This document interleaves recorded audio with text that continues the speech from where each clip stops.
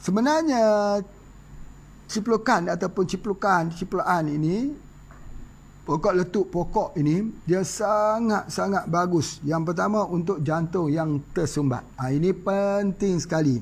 Pak Haji nak sebut ni. Sebab banyak orang yang tak tahu. Pokok ni banyak. Ya, kita ambil daun muda. Ingat, daun muda.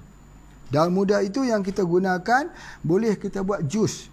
Kita blender, kita minum airnya itu, dia ada untuk jantung yang tersumbat. Boleh campur dengan susu kambing. Sangat baik. Lepas saja kita minum, dia akan berkeringat dengan keringat yang cukup banyak. Itu adalah di antaranya. Jadi, ada dia punya satu bahan di dalam daun pokok ciplukan ini, ataupun pokok letup ni, satu bahan yang sangat efektif untuk membuka saluran jantung. Cuba kita lihat, perhati betul-betul. Di dalam satu ilmu yang dikenali sebagai microscopic ataupun doctrine of signature.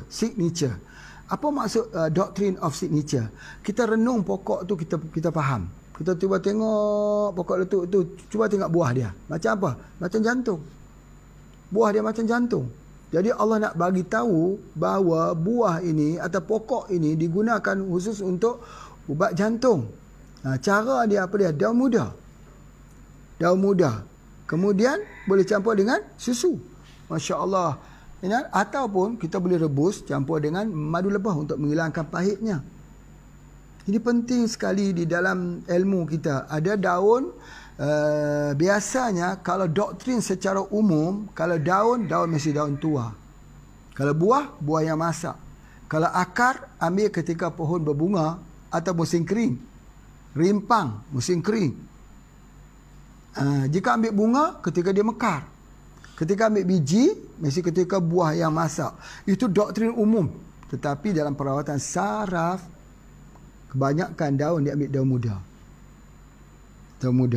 Kenapa daun muda? Kita nak yang dapat mild.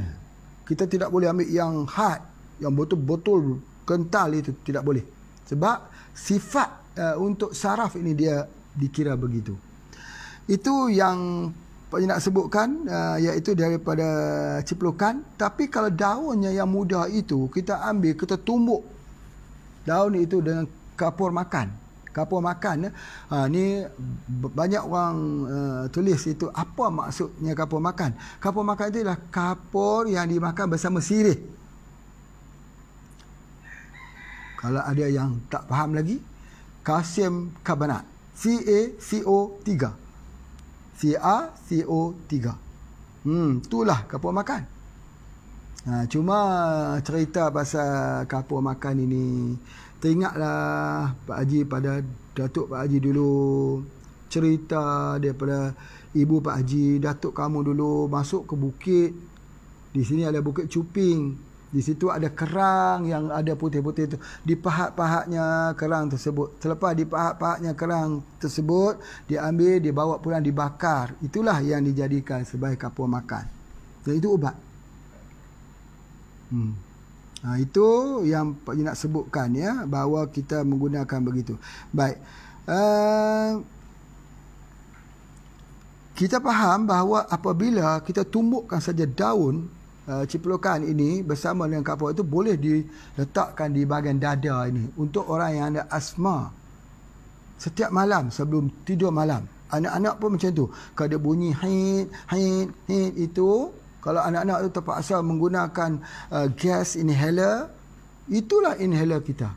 Percampuran daun ciplukan atau daun daripada daun ciplukan, ya. Daun ciplukan itu daun apa? Kita panggil daun apa tadi ni?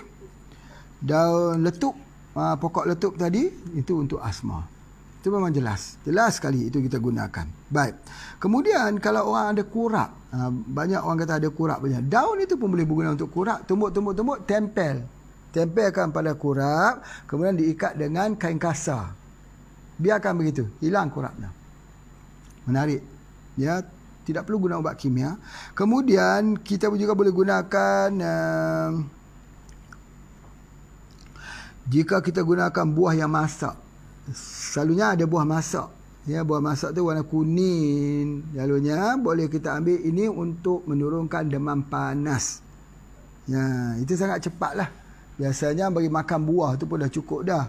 Tapi kalau direbus buat teh lagi bagus khususnya. Itu ada daripada herba. Ciplukan itu satu herba yang sangat bagus, juga digunakan untuk orang yang cuci ginjal sebelum cuci ginjal. Mengelakkan daripada cuci ginjal. Tak cuci, insya-Allah buah pinggangnya akan terfilter balik, elok balik dan sebagainya. Kalau kita tahu di hutan iaitu kayu keras tulang, kita boleh masuk ke hutan untuk carinya. Tetapi kalau kita tak tahu nak cari, maka kita cari di kawasan kampung saja, iaitu pokok letup ini. Ya, kita rebus, kita minum, elok balik ginjalnya itu.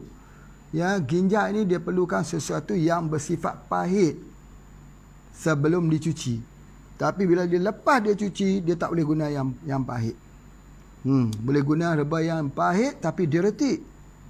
Itu di antaranya. Baik.